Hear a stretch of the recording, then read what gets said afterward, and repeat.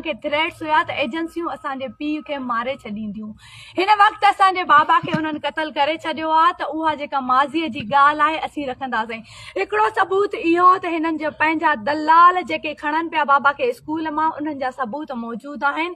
असीं इहा ॻाल्हि पिया कयूं त असांखे उन्हनि में बि शक आहे त उन्हनि खां पुछो उहा वारदात तव्हां कई हुई, हाणे उहो माण्हू तव्हां शहीद कयो आहे। ॿी वारदात इहा त 3 अप्रैल 2023 में बाबा खे हिदायतुल्लाह बाजराणी जेको ही सामो स्कूल आहे, सामो दुकान आहे SHO नसीराबाद, हिदायतुल्लाह बाजराणी सामो चाचा असांजे जो दुकान आहे जिथां उनखे वठी वियो हुयो। उते आए विटनेसिस माण्हुनि उनखे ॾिठो, उहो कैमरा में अचे पियो। असीं पंहिंजी FIR में उनजो नालो बि नॉमिनेट कयो आहे त इन खां बि पुछा गुछा कराई वञे त तव्हां जॾहिं कलाक जे लाइ हिदायतुल्लाह लोहार खे थाणे ते आणे थाणे खां मुंतकिल करे एजेंसियुनि जे हवाले लाड़काणे में कयो वियो हुयो ऐं हू फिरंदो पियो वते। हिते जॾहिं असीं धरणो हयोसीं कलाक जो त मूंखे चयईं त तूं पंहिंजे घर वञ, त मां चयो मां जेसीं ताईं मुंहिंजो पीउ नथो अचे मां पंहिंजे घर न वेंदसि।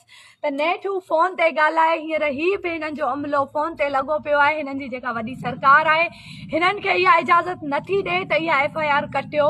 त उन माण्हूअ मूंखे घुराए चयो त तव्हां पंहिंजा घर जा भाती ॾियो, अॻियां असांजी गाॾी वेंदी, तव्हांजी पोयां गाॾी ईंदी लाड़खाने में। उते मुंहिंजे बाबा खे हैंड ओवर कयो वियो। मुसलसिल बाबा खे थ्रेट्स ॾिना विया, मुसलसिल बाबा खे थ्रेट्स ॾिना विया ऐं बाबा रोज़ पंहिंजो स्कूल वेंदो आहे, हिन रस्ते खां वेंदो आहे। हीअ घिटी मां तव्हांखे ॾेखारियां थी, ही वाक़ियो असांजो 1/2 किलोमीटर ते आहे जेको गोलीअ जो आवाज़ बि थियो आहे।